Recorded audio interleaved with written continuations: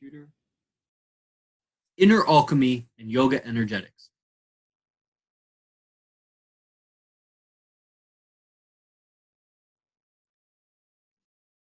It's almost a misnomer to think of yoga energetics as something different from just energetics. But yoga has the benefit of a codified system of practices that seem to bring about awareness of subtle, an awareness of a connection between the subtle and mind, which is also subtle, but it has more meanings. It has symbols and pictures that are, while they're subtle, they're a little bit more than just like a subtle breeze or a subtle energy, a subtle static, a subtle emotion. Mind is subtle, but it's clear. Prana is unclear. Prana is amorphic. Prana is, not only is it moving like mind, it just like slips through your fingers. Prana is like a cat. And the more you look at it, prana is like a star. The more you look at the star, the harder it is to see the star. Prana is like a cat. The more you chase it, the less it comes to you. Prana is amplified in your absolute comfort in the unknown, in your absolute comfort in the not knowing exactly what you're feeling, exactly where it's going, where it's leading. There's a lot of parallels, for example, in seduction with prana. That sexual energy, that flirtatious energy, being okay with it staying at a heightened state, not indulging in it too fast, not totally ignoring it so it dissipates. There's a lot of potential energy there for motion, because the attraction of seduction will cause a person to do some incredible things. There was a lot of potential energy stored in that attraction. That's like prana. So when we're talking about inner alchemy, we're talking about changing what was into what we want. Something that we see as ordinary into something more extraordinary. When we're talking about inner alchemy, this is in the subtle, the mind or the prana, something unseen, changing it from what it is to something that we deeply value.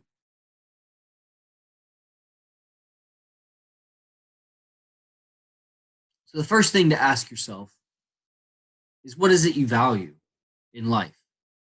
Like, if you didn't have limits, if there wasn't a limit on your bank account, if there wasn't a limit to who you had contact with, communication with, what if you could move freely through the world? There was no wall that stopped you. There was no national boundary that stopped you. There was no limitation of resource. What kind of experience would you want? If it could be anything. And in that experience, what kind of state of mind would you have? Like, why is it that you're desiring that outcome? What is it about the outcome that you desire, that you want? Is it really the money or the women or the something outside of you? Or is it maybe like a state of mind, a state of excitement, a state of being that you're really desiring? It's like an inner experience that you desire. Let's say the experience of a pharaoh, where thousands, tens of thousands, 100,000 people around you look up to you and admire you as if you were a deity, and trust in your word as if you were a deity. Maybe you don't want that, but the experience of that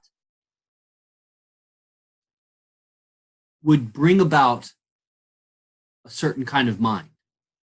If you had people, I can just tell you simply from having 5 women looking up to me, that's intense.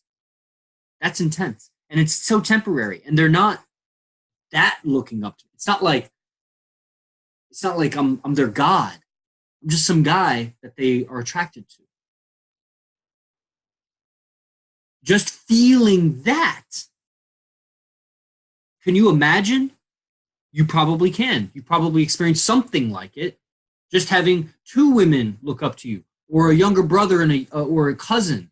Just people that you really deeply cared for and you wanted them to like you, and then they did like you. And then if you can amplify that, if you can double that and double that and double that, then you can start to see that there's an inner state that is available to you if you simply just imagine it. So right now, imagine the state of mind that you want, the state of being. What state of being do you want? What state of excitement do you want? What state of experience? Like, don't name it, don't label it, just think about it. If you could have any state of mind right now, any state of mind right now, what state of mind would you want? See it. See it like it's real. See it clearly. The state of mind that you want, 100% manifested. Those circumstances, whatever that is, that you're seeing probably something similar to like a self-image, something that looks like you, but there's something different. So you're seeing 100% what it is you want, unpolluted. As soon as some pollution comes in, you say to yourself, well, what if that's not there? And you go deeper into what it is that I want. I want it to be like this. This is what I want. I want this experience of life. I want this state of mind that comes with this experience of life, at least how I see it now, that's fine. This state of mind.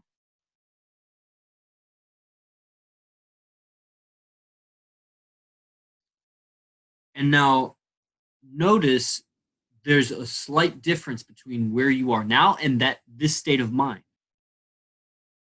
The state of mind that you're imagining is a little bit different than if you were to look in the mirror and see yourself right now. Like if you could 100% accurately draw the picture of the self, of the picture, or of the state of mind that you're seeing with your inner eye, if you could draw it 100% accurately, and then you could also draw a picture of your physical self accurately, and you looked at them together, there would be something different.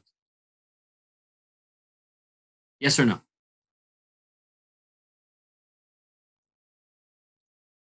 Or maybe it's just you're not following the exercise. Okay. One more time. One more time. Tashi, are you with me? Yeah. Yes. Do you see that there's something slightly different when you see your perfect state of mind from where you are now? Don't just say yes, because the next step is essential that you got the first step. Okay. So that's a yes, you do? Yes. Okay. Perfect state of mind. 100% state of mind, how you want it to be. Your life, your experience of life, the organization of life around you, material around you, your inner thought processes, how other people are looking at you, how you view yourself, you're feeling it. You're feeling exactly how you want it to feel. And you notice that there's something different. Look at that difference. Look at the thing. Look at the self-image that you have in your mind of this perfect state of mind. Look at it and notice there's something different between it and you. Clarify that difference. Distill it down to one or two things. Find one or two things to hold on to, something that really is a signature that symbolizes the inner state. It could be like a physical feature. It could be like something, a sound, or, huh? I got the glow, the brightness is what I'm lacking. Yeah, what color is it? Just a bright color, just bright energy. Cool. Glowing, per se. Share?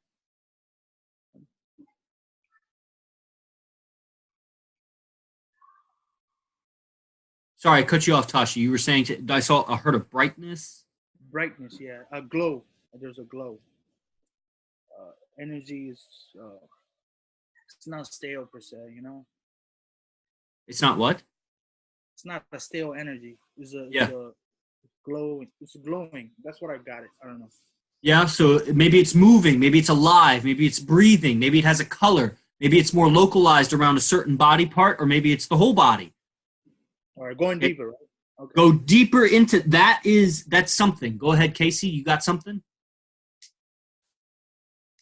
You don't have to share if you don't want to. It's just Tashi shared, so I was going to open it up if you had something.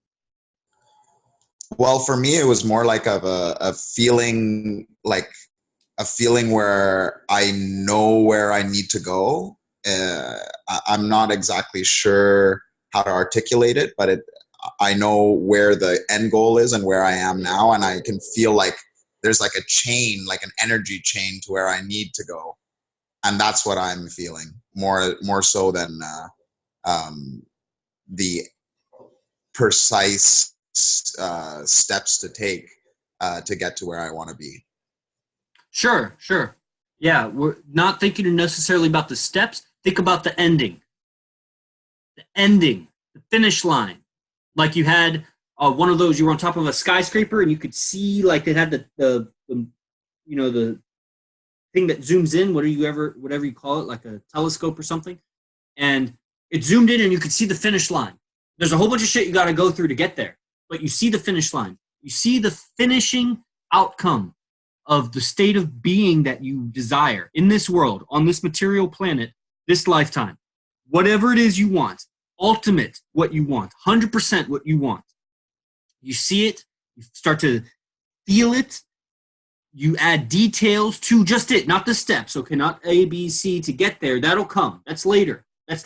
You have a long time to really contemplate those steps. Focus now on the end outcome. What does it look like? How does what feeling does it generate inside of you? What are some details? It's you. In what you're seeing, it's you. You're there. But there's something different about you. Oh, I see. I see. I got the certainty, very certain with the decision and everything. Cool. Focus on that thing which is different. Just clarify it for yourself right now. And hold it. And now bring it back to present with you. And so now that we're back to just talking on Zoom and back and forth, shooting the shit with it, there's a thing that you both saw. There's multiple things that you both saw. Tashi was just talking about this glow, but now he's having a deeper realization of something else. You don't have to share it. Maybe, Casey, you're still seeing the energy chain between here and there. Or maybe you saw something else. There's something about the ending, and don't limit it. Don't give any limitations to it. It can be something exotic. It can be something unrealistic. It's a self-image. What do you think about yourself? What would you want to look like on the astral plane? If somebody lifted the lens and could see your spirit, they could see how you see yourself. They don't see what you look like. They see how you see yourself. Would you be a little mouse or would you be a dragon? Would you be just the breeze, the wind flowing? Or would you be a fucking star burning bright? What odd, weird details would you add to it? And see those clearly. The end outcome, the ending, the finish line. You made it. You made all the success you want. This is what you want in the world, the experience that you want in this world. The state of being, the state of mind, the inner experience that you know with the admiration, with the achievement, with the self-mastery, all the hard work, that's all behind you. You've made it at the end. And this brings about an experience that you're seeking. You're seeking this experience. You're not seeking the things. You know you're leaving the things behind. You think the things are going to give you an experience. You're seeking the experience. What is the experience you're seeking? See it. Now, what experience? Feel it. Hear it. That experience, what self-image does it conjure when you're experiencing this experience? Oh man, I lost connection. I was really getting going with it. Man, I was getting heated up. Damn.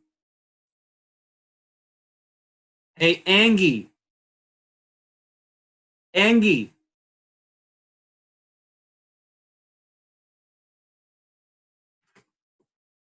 Am I too loud to lecture out there?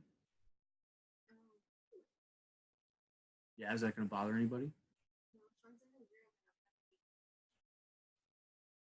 That sounds fun. All right. I'm going to move to a higher Wi-Fi location really briefly. I'm going to pause. Can I do that? Pause it. Oh, wow. My laptop's like hella hot. All right, 1 second, guys.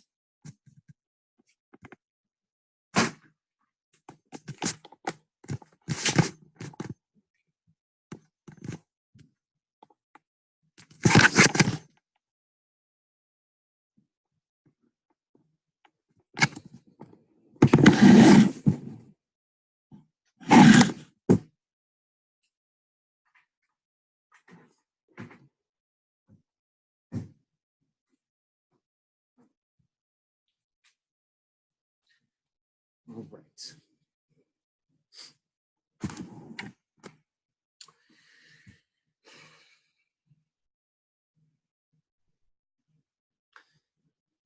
Guys, what I'm giving you here, what I'm attempting to give you here is something that I have many of. These are almost like merit badges. These are like jewelry pieces, like rings. These are amulets. I'm attempting with my words to guide your mind to something very, very personal, to your self-image and self-experience when you've arrived at the final outcome of your heart's desire. When you arrive at the final outcome of your heart's desire, you see something about you. You'll see something about you that's different than who you are now. Something different. So for a moment, think about a final outcome, maybe 5, 10 years from now, 15 years from now, however long, this lifetime. A final outcome. A final outcome, and it brings, just choose an outcome, some outcome.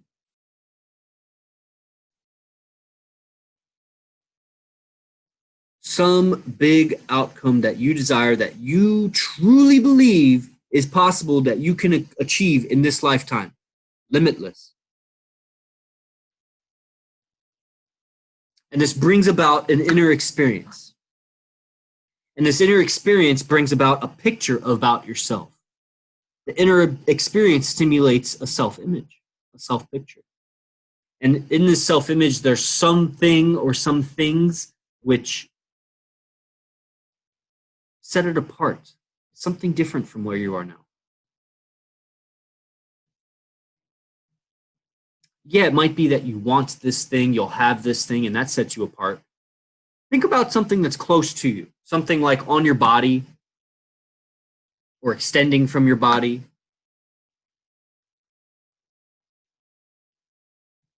And you take this picture that you have of this thing, like the things that I said. It could be like a jewelry piece, or it could be a symbol, or could be maybe some tattoo, or it could be some garb, something clothing. It could be something mystical or angelic, even something really out of this world. But it's something attached to you. It's not like something. It could be something next to you. It could be something I haven't even named. It should be something that later, after this talk, you can think. You can imagine this thing. You can imagine that watch, or that ring, or that tattoo, or those horns, or the person next to you, or the glow. You can imagine something that will remind you of your end outcome. That the amulet of your imagination amulet, will remind you of your end outcome. It's kind of like, you know how like lovers will have the lockets, the heart-shaped locket that you open, and one person gets one picture, the other person gets another picture. And so you have this thing that reminds you forever of your lover. You have this image in your mind that reminds you forever of your most dearly beloved, your imagination, your ideal self-image, your ideal inner experience. And there's a difference between an amulet and a talisman. A talisman repels certain frequencies. An amulet attracts certain frequencies. They're flip sides of the same thing. They're the same principle. An amulet or a talisman are objects which either attract or repel. And right now you're creating with your imagination. You saw something. And whatever it is that you saw that symbolized this exercise is now in your tool belt. It's now in your mental repertoire, that when your state of mind isn't exactly what you want it to be, just imagine these things. Just imagine what you just imagined. For example, I was making cold calls earlier to Atlanta which hasn't been the friendliest town to me. I wasn't super looking forward to calling Atlanta again. I did kind of want to move on to other cities, but due to geographical constraints, Atlanta was the logical choice. And to not call Atlanta would have been out of fear. So I did it. Now, I could have done it just pushing myself into it, like jumping into a bath of ice water. Or I could imagine the horns that I saw on myself when I did this exercise. The big, long fucking horns growing from my head. They're kind of a pinkish purple, thick, ivory. They have ridges on them. They go really tall. And when I thought of those, immediately I went, let's make some calls. Jonathan Muerter asked me on the Zoom call last night. He says, what are the top 3 notes you say to yourself before you make calls? The first note I said was, I'm a monster.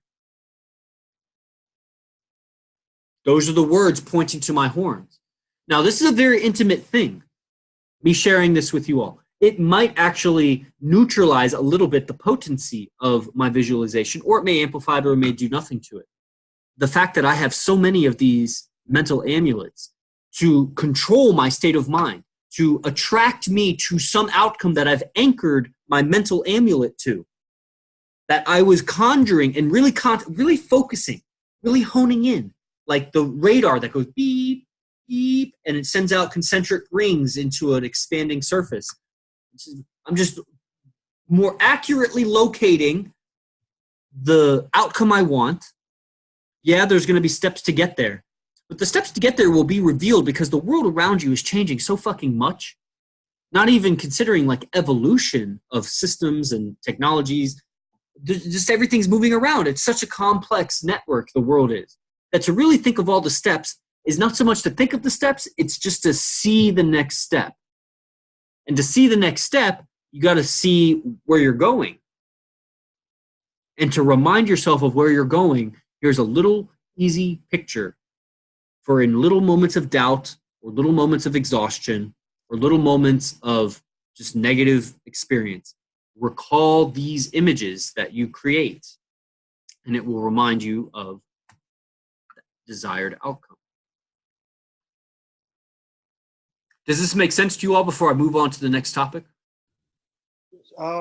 Yes, but I have a question, Chris. So would you say you have to do this very often so your image get more precise, right? You're saying? Not just one time you build it. Over time, you have to keep nurturing it. Is it? Yeah, I would say yes. And I do this sort of thing. It changes maybe about once a month-ish. Is I'll move on to a new kind of amulet. Before that month, I'll really be playing with the thing that I was seeing. It's very helpful to have someone that can ask you questions from outside of you, at least until you start to develop it's kind of a combination of some things such as general linguistics, general communication, like how to put sentences and questions together, a kind of improvisation, how to ask questions that aren't common. Your mind is going to go on autopilot when you're asking yourself normal questions. And so in your trance state or just in your very calm, relaxed state, to be able to ask yourself questions that you literally lead your own mind, just like in sales or in persuasion or seduction or anything like this, to be able to ask the right questions to move someone's mind to the general vicinity of the answer is an art, because language is infinite. Syntax is infinite. How you put sentences together is infinite, but put it together in the right way and you unlock something. Say it the right way and you unlock something. We've all been in a fight with somebody for hours, and then all of a sudden we say something the right way and it resolves. And it's like all that was needed really was the verbal key to access it. So you do this for yourself. You need verbal keys to access parts of your mind. And then you keep clarifying it, through time. And it'll be a thing that you hold dearly. I still have a mental amulet from about a little over 2 years ago that I created in Las Vegas. And it is a guiding light. It's a thing that when I made a post on Facebook not long ago about you can never take the yoga from the yogi. And this is what I mean. When you have a mental amulet inside of you that you can think about and put you back on track to your energy chain, like Casey was saying, then it's very hard. Nobody can really take that from you. The worst that could happen is you tell people about it who don't appreciate it. Then it can maybe affect you a little bit. So you be cautious who you tell these sorts of things to. Be cautious who you share your mental amulets with. It needs to be, it's like a similar thing when you share your dreams. You don't want to share like your dreams when you're sleeping. Yeah, your dreams and goals and visions in life, that too.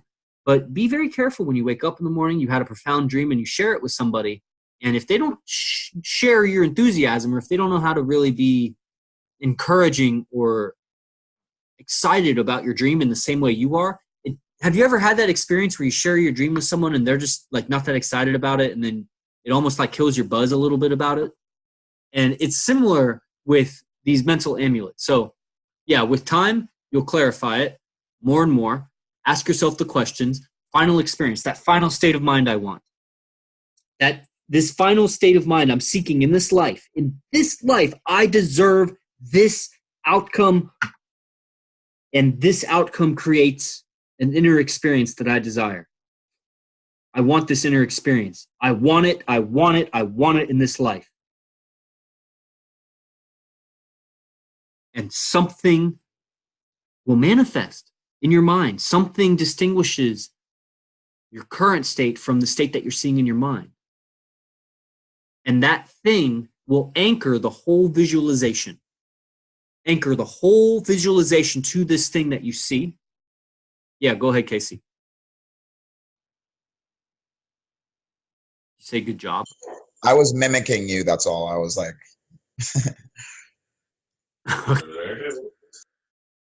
Fair enough. So that's basically the inner alchemy portion. This is basic inner alchemy. Just asking yourself questions to see an outcome. And Angie says, makes sense. Cool. So the yoga energetics of it. Yoga, as we'll go over in the silent flute after this.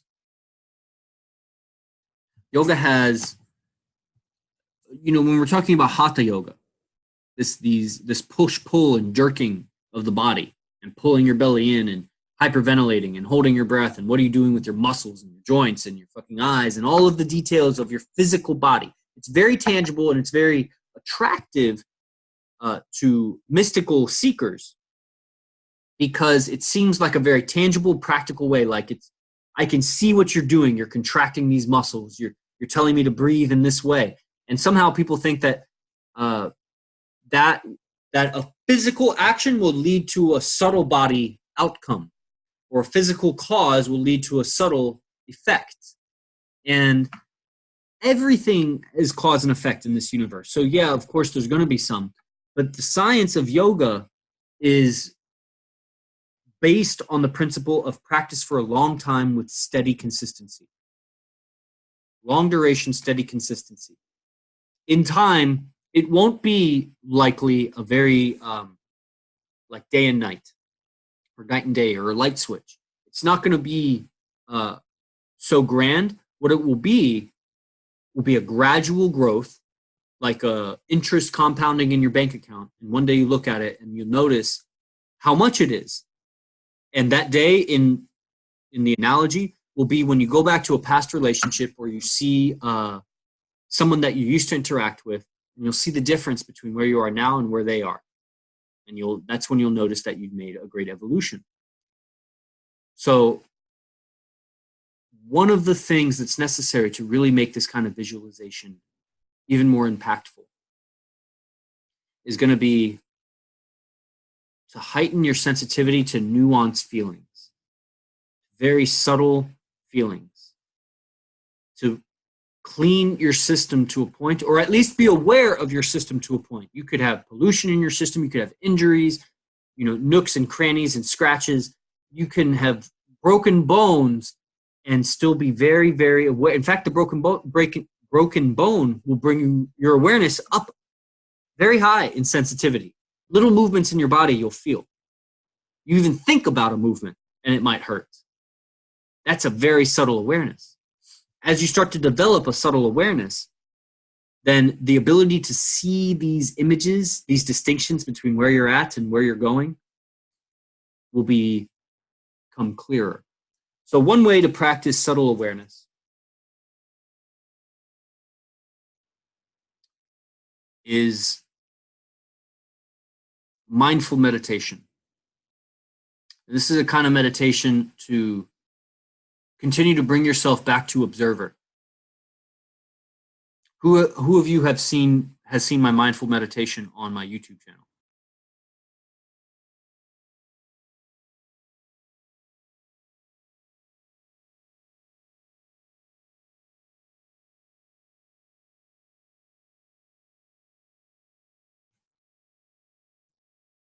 Angie has.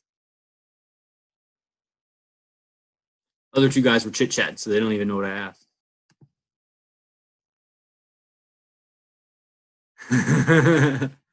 It's all right if you got somewhere to go. I'm not going to be offended. You talking to me? Yeah, I asked a question to the group. Angie answered. Oh, sorry. Yeah. No, I'm fine. I'm here. Cool. Also, I think Casey keeps losing reception. If you don't mind, brother, I'm kind of recording this call so I can rewatch it. Cheater. You cheater. You don't put it in a group anymore, so you know. I didn't even know you could record these. I thought you had to ask me permission to do that. Like, I mean, on the Zoom application. Oh, no, it's screen recording, actually. Oh, I see. On my laptop, yeah. Cool, interesting. Yeah, I was actually recording it too. I was thinking of putting it on YouTube. I was trying to be sneaky about it, but I guess. Yeah. Good, because I saw your hidden, your connivery. Catch the little nuances, right? Yeah. The thing about it is, guys, when you practice, I tell Angie this yesterday, as you practice this kind of generation of mental amulets, you'll carry it with you throughout your day. Like as you move through the day, you carry these objects on you that you see about yourself. I have a jewel on a certain part of my body. I have these horns. I have jewelry on certain parts of my body. I have certain kinds of tattoos. I have certain body parts that are not on my physical body that I see about myself. And every time I think about them, it changes my mind. And as you develop an inner sensitivity to the subtle state change that these images create in you, you'll start to notice what mental objects other people are carrying around. You get it? They stick on their auras. You'll start to see what other people are holding in their mind. And you'll start to make connections between what are they holding in their mind and their facial expressions and their body posture. And a lot of why we're doing Hatha Yoga is to clean the aura via mechanical hydraulic movements of the body. That's the beginning. Stretching and breathing. Stretching and breathing is going to clean your aura. It's going to wipe it. Then we want to bolster our aura. We bolster our aura through practices of bandha, B-A-N-D-H-A, bandha, through certain pranayama practices. Eventually, you'll just use the stretching and breathing to bolster your aura too, but it has a lot to do with what you're saying to yourself entering, during, and immediately after your yoga practice. You're going through a ritual that's opening a portal between subtle and physical. It's a ritual. You're doing some poses. The ritual could be so simple, like the video I just made in the silent flute. It was like 3-4 minutes of breathe like this, pull your belly in like this, hold your breath. And that was the end of the video. I said repeat 2-3 times. That's a ritual. You sit down, calm yourself for a moment, collect yourself, think of this mental amulet, and then go into your practice. And the mental amulet will kind of wake something up in you because it's anchored to something that excites you. It's what you want in life. So it should. If it doesn't, then go back and do the exercise again. The outcome that you desire, make it bigger. If seeing the mental amulet doesn't excite you, then what it's anchored to is not big enough to excite you. Learn to imagine things that excite you. Then you go into your yoga ritual, and before you enter, you think of your mental amulet. And then all of the metabolic effort, the raw, pure energy that you use in your yoga ritual is dedicated to the frequency of your mental amulet. You will amplify the frequency. You're pouring in your prana to this cause-effect line. You're initiating a cause-effect line towards this end outcome. You're cutting through the universe. Listen, everybody else is the effect of other people's causes. They're being pushed and pulled left and right like a fish in water. And I'm telling you, rise to the surface, turn on your engine, and go wherever you want. You might have to go against the current. There might be some danger, but you're not going to be swimming into the shark's mouth. So, yoga energetics. To be aware of prana, as we'll go over in the silent flute today, has a lot to do with what you see when the lights go out. You ever notice in the dark, you turn off the lights, and then there were things that you couldn't see, but after a few minutes, your eyes begin to acclimate, and then you start seeing things that previously you couldn't see? We've all had this experience, just your eyes acclimate to the dark. When you close your eyes in a pitch black location, what do you see? Well, at first it's pitch black, unless you're tripping out on some weed or psychedelics. But if you're more or less of a sober mind, in a pitch black room, you close your eyes, it's black. Just wait. Give it 60 seconds. Give it 2 or 3 minutes. You'll start to see things. Those things are caging your prana. They're penning it up. Why would something come to mind that you didn't consciously think of or want to come to mind? I mean, are you just picking up frequencies around the globe and you're like channeling entities? Or are they latent impressions in your mind, somewhere down deep in your circuitry? And they're just coming to the surface because your senses have been turned off. And all the surface data, the surface turbulence is off. And so you look down in the ocean and there's an undercurrent 1,000 meters down, but nobody notices it because there's a whole bunch of currents on the surface. If you could stop the currents on the surface, you would quickly notice the currents underneath. And those are actually more controlling of what's happening on the surface in the long term. So when you do your breathing practices, for example, and you hold your breath,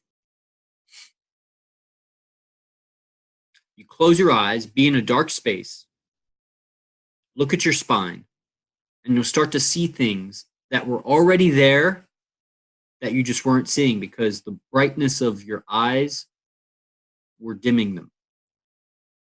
And you have to become acclimated to the darkness. Your inner sight has to acclimate to the darkness to start to see things that are there. You're just not able to see yet because your eyes are acclimated to the brightness. What you pay attention to grows. What you pay attention to grows in your awareness. The more you pay attention to it, the more it grows. Pay attention to your worries, your concerns, things that alarm you or scare you or that you fear, the outcomes you fear, and those fears will grow. Pay attention to the outcome you desire, your mental amulet, all of the positive things in your life, the wins, the little wins, the big wins that you have throughout your day, fuck everything else. And those will grow. Your experience of those will grow. Close your eyes in a breath hold and pay attention to your spine and start to notice what your eyes acclimate to seeing. And once you start seeing them, just pay more attention to them. They'll grow. Then as they grow, you'll begin to carry your awareness of these things with you in the day. So you after your practices, you open your eyes, you go about your day, and you'll carry a little bit of that inner sight, that insight. Over time, iterations, many days, many months go by. Pretty soon you'll walk around and you'll be able to see your chakras without even trying. You'll just have chakras. You'll be walking chakra system. You'll be a walking aura system. When you have this level of sensitivity, then you begin to truly notice how sentences affect your aura. How when somebody talks to you or the nature of the interaction directly jars or shakes your aura or shakes your chakra. And then you begin to investigate communication on a higher level.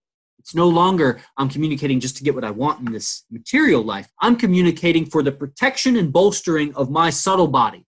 That thing which is associated with my inner vision.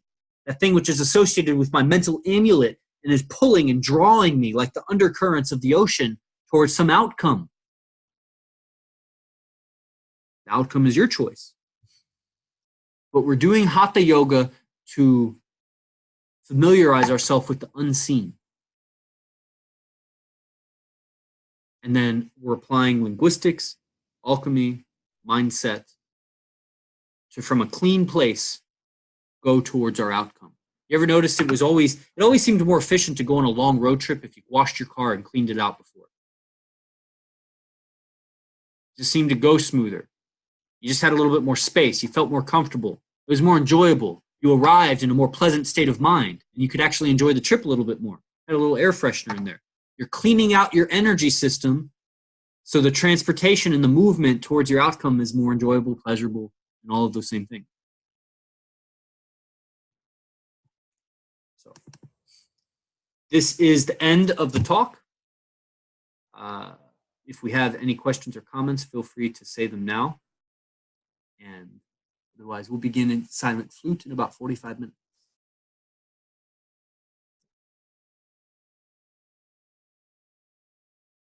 Oh, it was a gold mine, brother. Thank you so much. Very enlightening. Hey, I appreciate it. Shout it out on Facebook. Let people know. And Chris, just one question. You said the best way to practice that, I guess, is a Stargate. Would it be a Stargate, as Raj would say, or? Yeah, I got would the best way to open that Stargate be in the dark, like you said, or is it throughout your day? I just want to get it clear.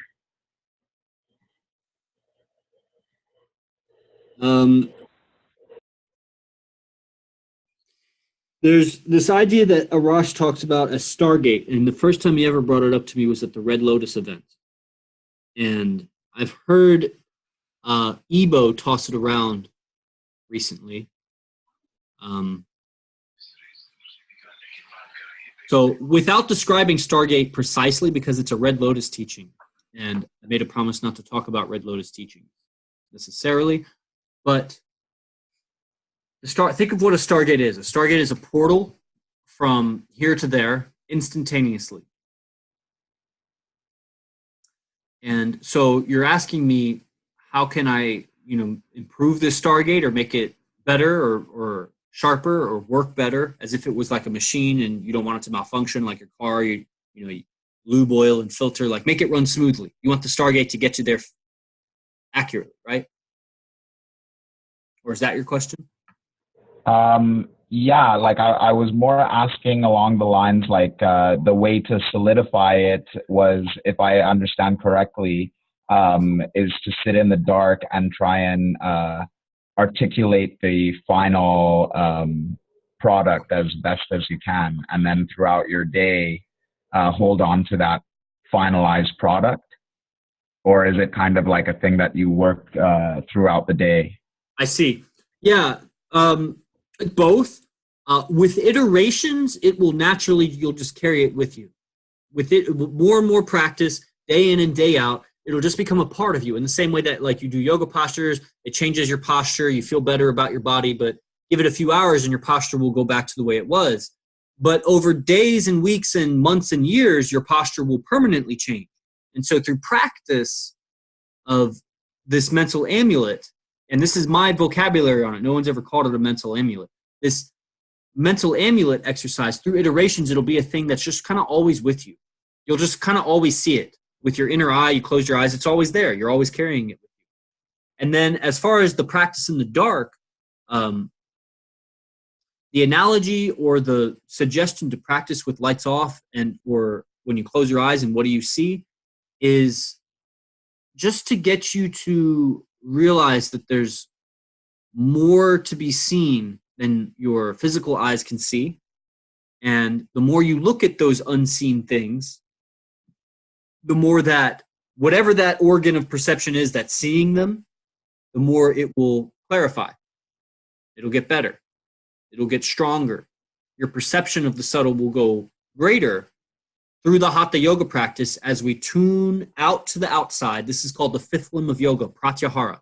The fifth limb of Ashtanga Yoga is to turn your senses inward. And this is greatly enhanced through things like breath holding. But the whole Hatha Yoga gambit of stretching and headstand and pulling your belly in, that's called a kriya. You know, all these little exercises that I give you and the bigger exercises that I give you, these are all Hatha Yoga, and they're all meant to help you turn your senses inward and see what's not directly visible to other people, except for people who have also developed their inner vision. For those people that have a very refined inner vision, they can see other people's auras and they can see what's sticking on them. And they can feel what's sticking on them. Yeah. So that's what I mean. You're welcome. Chris, what's sticking on mine? Say again? What's sticking on mine? You said you were able to see it. Oh, what's sticking on your mind?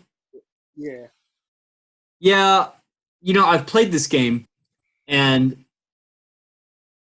it's always going to be translated through like a filtering system. So I'm feeling something, and then when I see it, and then I translate it into what it means to me, that's not going to necessarily be what you're seeing. So I see a lot of tension around your bust line, you know, right around the nipple and under the armpit. Yeah, there's a lot of tension. I see something in the back left, right behind your head. Something that almost like you could say you're holding it in the back of your mind. And there's a lot of heady objects. You're carrying a lot of, you know, very big, grand perspectives about the world as almost like an indulgence or almost something that you really enjoy, thinking about bigger phenomenon or bigger cause and effect other than directly your life. And so that's what I'd see over your head. Can you tell the color by any chance? Yeah, little browns and yellows, some black, small metal, kind of metallic. It's like a metallic kind of color. I just see a bunch of little objects, and you know, ultimately, I think what's more important than my exact deciphering of what you're carrying with you is the noticing of that you're carrying something versus you're an empty container.